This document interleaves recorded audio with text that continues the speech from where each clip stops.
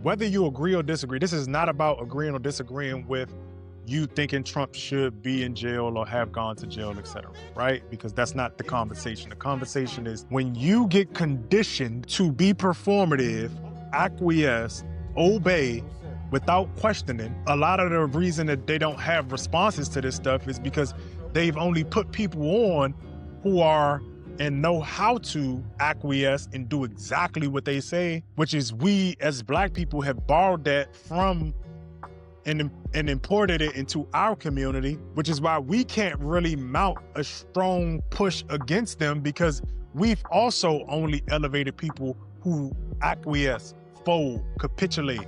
Beautiful people, it's your boy, Thee Black Anglo-Saxon, your favorite neighborhood political scientist, and I'm back again with another video, with another conversation about Democrats' acquiescence to Republican demands, or better yet, traditions.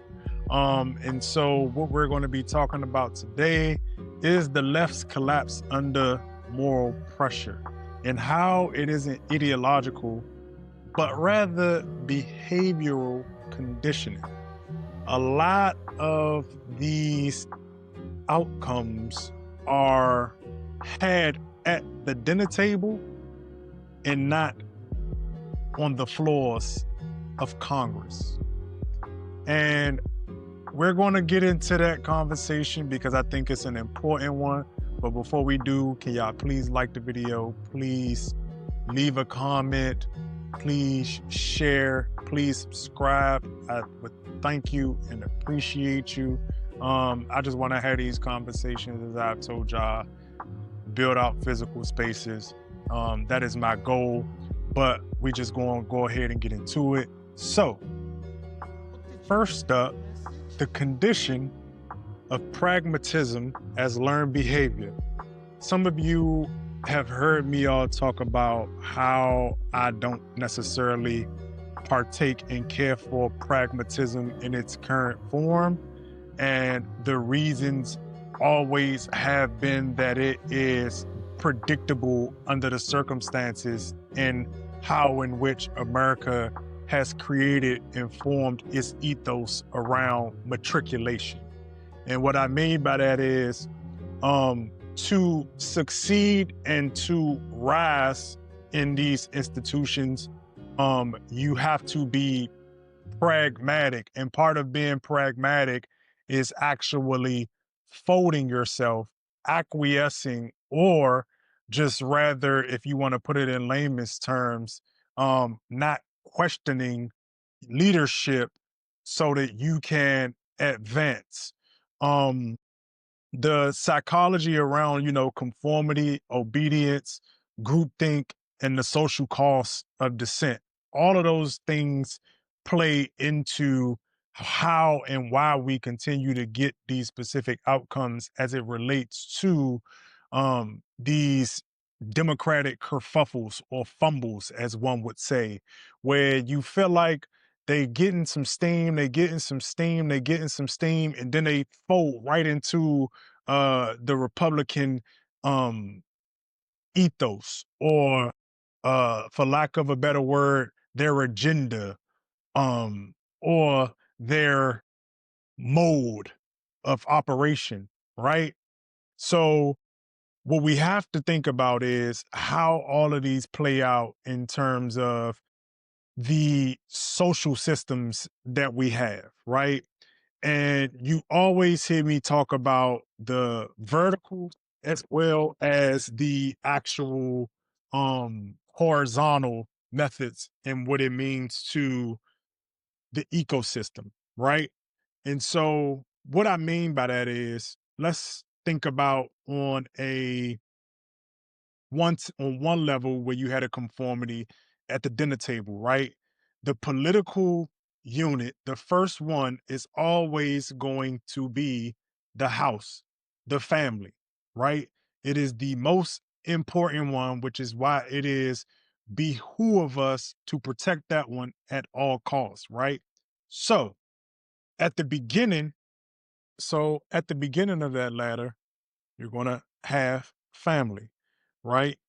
And then up that ladder, you're going to have community, and community is going to consist of a number of families within a given geographic region, right?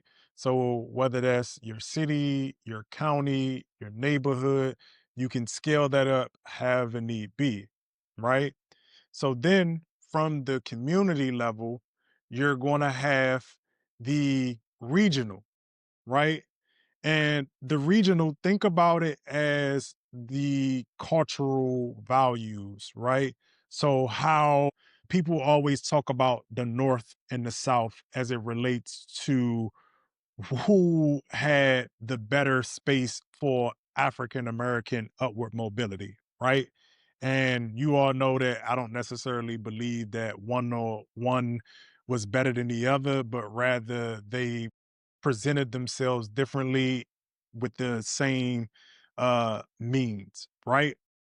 But for this conversation, regionally, you're going to have how people perform, the ethos, the culture around how people, quote unquote, fold or move in a way to create said outcomes. So you got a set of behaviors to get to said outcomes, right? So you have, on one hand, this side, right, where you're talking about people who are literally in tune, in conversation with these people all the time, right? But in their own family units, and the family unit is the most important because it trumps the institutional connections that we have, which I'm gonna go into later. You have to understand that they in their own households are told to fold. And when I say they, I'm talking about liberals. I'm talking about neoliberals. I'm talking about the leftists. I'm talking about the quote unquote bodies that we view as opposition to Democrats. I mean, to Republicans, right? So you have to understand at a family level, before they even step inside of schools and workplaces, etc., they are dealing with family units that make them acquiesce as a form of pragmatism, right? And over time, you exercise that, and the psychology becomes around conformity, obedience. Obama also kind of talked about this in his book when he talked about how he became this great negotiator or ingratiator because he lived in a family with these dynamics that made him and forced him as a black man engaging with white people to have to constantly acquiesce, right? And I'm going to roll in a video real quick just so that y'all can kind of hear John Stewart talk about it to the point, because it's very important in the sense that with these people, even though they might mean well, you have to understand how it plays out. So here we go. I've got people in my family that are to the right of Attila the Hun. And when people tell me, like, how can you platform that person on your show? I go, I platform my uncle every fucking Thanksgiving. And by the way, I love him. He's a three-dimensional human being who has qualities that I really admire, things about him. And we've lost that. We've lost the ability to love people because we litmus test at every point, in every single moment. So what you heard was John Stewart, who is a huge critic of Donald Trump, right? For very good reason. But the reason I wanted to play that clip is because you heard him talk about how he has people to the right of Attila the Hun, right? In his family, and how he will go about every Sunday platforming that person. And so what happens in that dynamic is that we see one side in terms of how they institutionally rose, right? Which is also problematic in some ways. But understand the psychology of living with and dealing with a person who thinks like that on a day in, day out basis, and still providing opportunities for them to assume and amass power, power to then use and create and pull levers that influence the lives of people. Now, you're talking about a person who is, in John Stewart's words, to the right of Attila the Hun. Now, this is where everything gets convoluted because, well, we'll think they're like, oh, where they're just, soft or they don't have a backbone. No, it's not so much that they don't have a backbone. It's more about the fact that over time, have lived with conservatives are usually dominated by conservatives within their household structures because they aren't necessarily allowed the same full throatedness or have those conversations because essentially the behaviors and the way they vote and the way that they engage with the politics of America allows us to see that everything is built around a culture of acquiescence. I've always said they killed ninja lovers too. They deleted them. They took them off the face too if they found out that they was helping a ninja read. They were at the parties. They were at the places making stamps for the people who were being hung on trees. It isn't as quote unquote violent as one would say now, but we're still dealing with the same psychology. We're still dealing with people who come together as a family. This is a family unit. This is a communal unit. This is a regional cultural unit. And then over the regional cultural unit, you have a national ethos. You have a national identity of how they see themselves, of how they engage with themselves and amongst themselves, and how they are willing to protect that very narrative. Because ethos has a lot to do with narrative and how you see yourself, the stories you tell, and all of the things that go into the pop. All of that stuff is shaped by the ethos, but it goes up. It goes up. And it starts with the family unit, right? And so when you see them do these type of things as it relates to what we saw in terms of the Democrats acquiesce, which is why when it first happened, my thought was, I think it's crazy, not because I don't think that they should stand for anything or stand for something, which I don't think they do.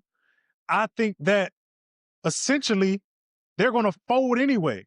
So why pick this moment when millions and millions of lives are at stake and at risk? People's livelihood, people's hunger, all of these things are at risk. And you choose now to quote unquote have a backbone, quote unquote, right? Then essentially you do this under the guise of healthcare, and then you don't even get that. And so we have this situation where we've wasted time, we've wasted leverage, we've wasted power, we've wasted, because again, if you're going to do it, do it. Because at this point, November is already gone. The narrative has started to change. But what did they do? They gave it up. Why? I believe what happens at the dinner table is more important than what happens on the floors of Capitol Hill. That's me personally. Some people might disagree, but what happens at the dinner table matters more. And they sit at the dinner table with each other different than how they sit at the dinner table with you or with might be an associate. And I want us to always remember that and keep that in mind. It is not the same thing.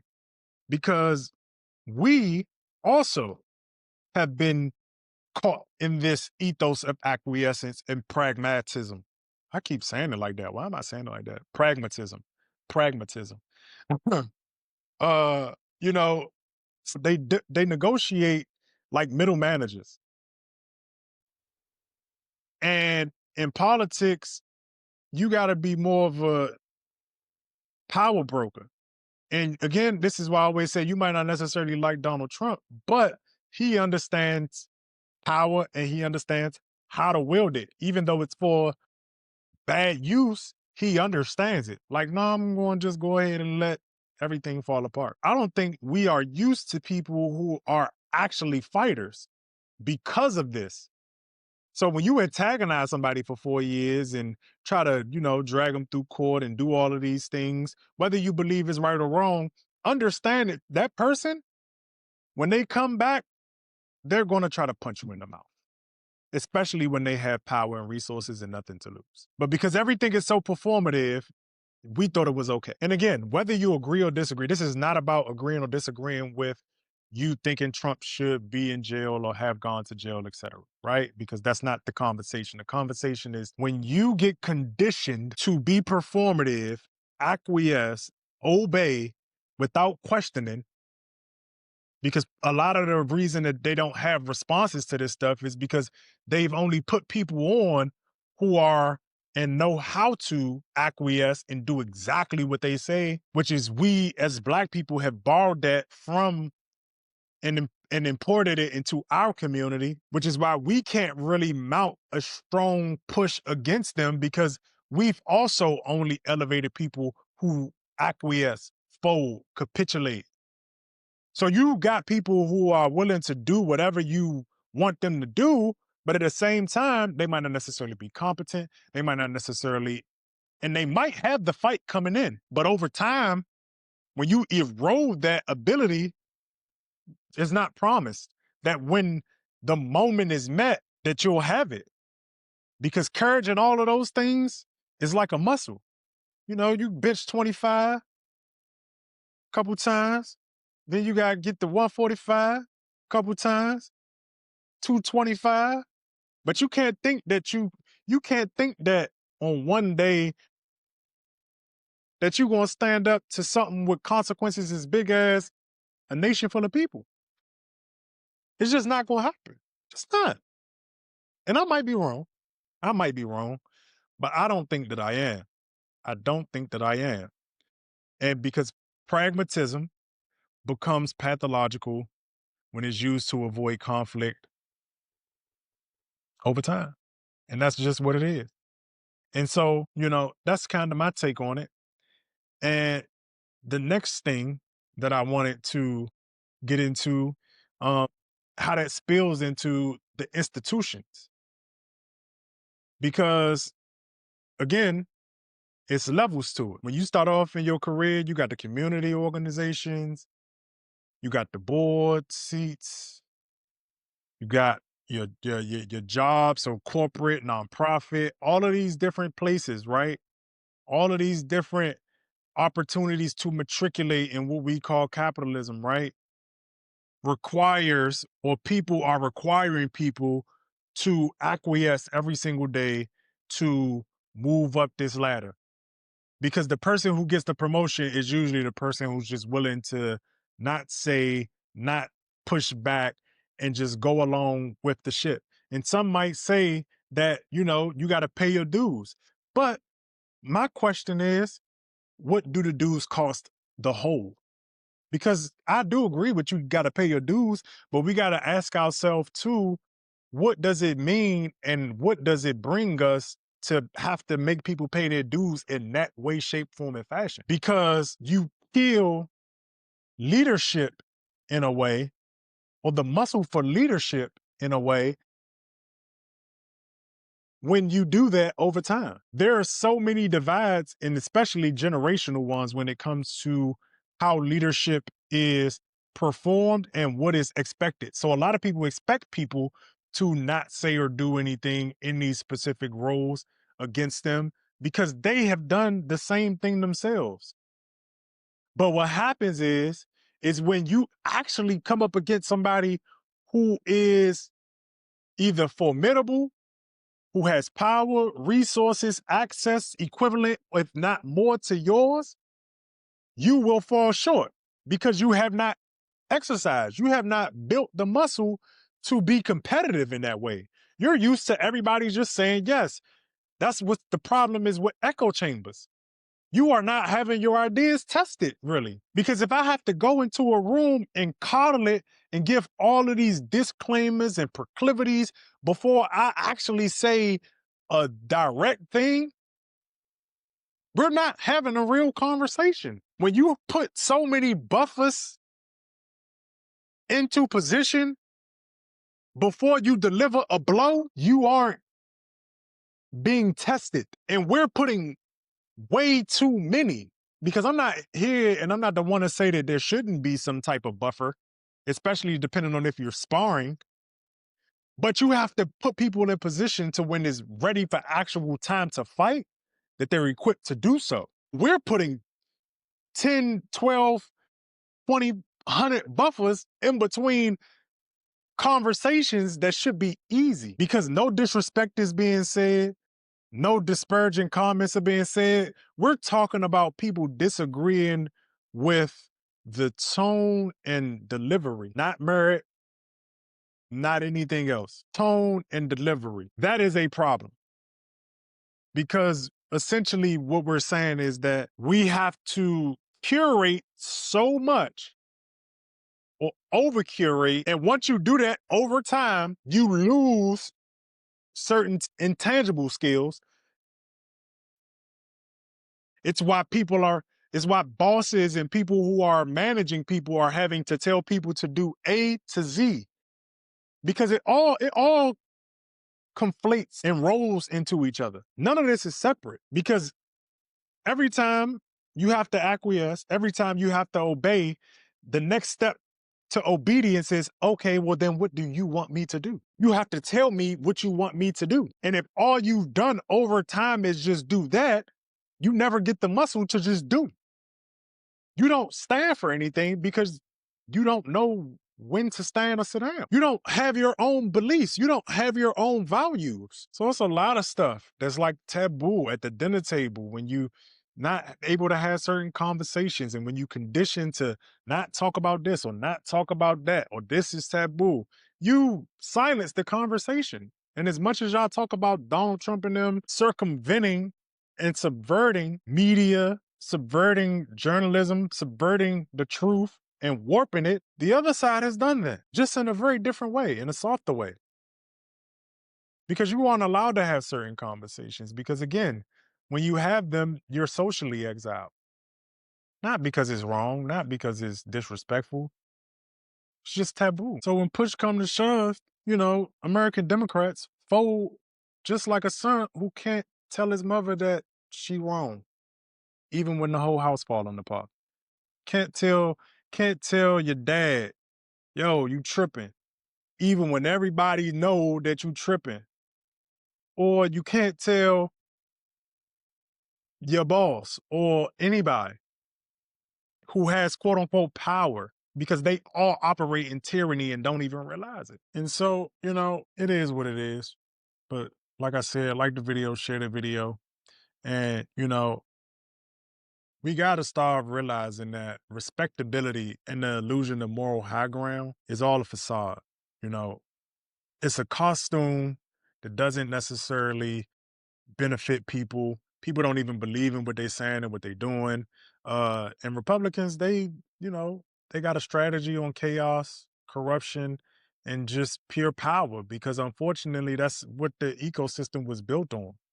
I'm not saying that I agree with it. I'm not saying that it's right, but I don't expect anything other than Democrats to fold, especially not the older ones, because they come from a time where they was scared. They were too scared to even stand up against Jim Crow. They was too scared to stand up against all of the things that were wrong. And the only reason that they came out and flipped was because the moment, the circumstance became appropriate. Not because you actually believed in it, because you actually stood for something. It was pragmatic. It was of the moment. It's foolery. And I need people to realize is that that's not going to get us nowhere. I'm gonna play this Hakeem Jeffries piece because I think that speaks to it a little bit. Was it the shutdown worth it? We have waged a battle on behalf of the American people. First of all, Donald Trump and Republicans are the ones who shut the government down. They have the House, the Senate, and the presidency. And the American people know it. And that's been the case for 7 consecutive weeks. But at the end of the day, you didn't get what you want. So was it worth waging this fight? At the end of the day, the fight lives on. So y'all heard what he said. The fight lives on, and the guy asked him, what was it worth? And his comment was, for me, not substantial. Because the point is to win something, to get something. It's not just for performance, because whether you like them or not, Republicans are playing for keeps. Y'all still out here just wanting to say, oh yeah, I put my toe in the water. No, because it would be different too if we weren't talking about veterans, if we weren't talking about people who I, for 1 second, don't believe are intelligent. But because it's not opportunistic, it's not pragmatic at the moment, it's not strategic, then you aren't going to do it. And that's the problem that I have with pragmatism, because it's a cloak for the acquiescence, the obedience, and all of everything that has to do with the culture and the art of folding, because it's taught on an institutional level and it's taught on a familial level. Because that's what it is. And we got to call it that. Because the right embraces the family fight and the left is still trying to raise his voice at the dinner table. That's it. They like, come on. We know where y'all stand. We know what y'all really built like. We eat dinner with y'all. You're not about this. I am. And until we recognize that part, we're going to be confused. It's why a lot of people don't understand. It's like the fact that y'all thought that they were going to vote for Kamala Harris when they didn't even vote for Hillary Clinton when they had a chance to choose themselves. White women had a chance to choose themselves and they still didn't choose themselves. Because the acquiescence, because that's how they're trained. Look at Bernie Sanders. I told y'all, I agree with the policies, but what are you going to do when it counts? You're going to fold. It's a hierarchy. You're not going to do nothing. So no, I'm not really, y'all got it? No, why y'all even wasting our time doing this? Because you know you aren't necessarily going to fight. And being reasonable, overly reasonable, it's not the way to go. Because sometimes being overly reasonable is just an excuse that people train people into to allow abuse. People like people who are overly reasonable, because when you become overly reasonable, I can abuse you and you're going to try to think of a reason as to why. Don't even make sense. Like, why are we even here? What are we even doing? Shit don't. So power, it's not cruelty, man. It's really not. Power is amoral. It's about the person and the people who wield it. Unfortunately, we don't have people who want to wield power in our favor. And I think it's interesting that, with the whole Mamdani situation, everybody's up in arms. And I remember everybody being up in arms when Donald Trump was being elected. And I want people to, they're like two sides to the same coin. And the reason that I'm saying this is because both of their campaigns, the way that they govern might be completely different, but their campaigns were about disruption. Disrupting the ecosystem of the top. And that's really the only reason I feel like a lot of this Mondani hate and a lot of this stuff. But like I said, even about him, he's another example. Got the power. Now, how are you going to use it? How are you going to swing that bat? Are you going to fold? Are you going to acquiesce? Because, look, I don't know what to tell y'all. Like, you can agree with these people all you want. But when it come time to willpower, that's the only thing that matters. People can be right. People can know all of the things that they know, but understand that these moments require us to really think about the fact that why are we surprised that Democrats voted when everything their life is built on voting, whether it be in their own households, whether it be in their own party, whether have it been in their own careers and trying to reach and get to where they got to. Everything has been about folding to get to where they got. So why would they not fold? Again, whether you agree with the strategy or not, why do you think that there will be any different outcome? Considering the fact that this is who they are, this is how they're built, this is how they're raised, trained, groomed, etc. These people are not made of self. But what do I know? Let me know what y'all think. Like the video, share the video. And again, I appreciate y'all for always listening to me go on. Because I just be having questions.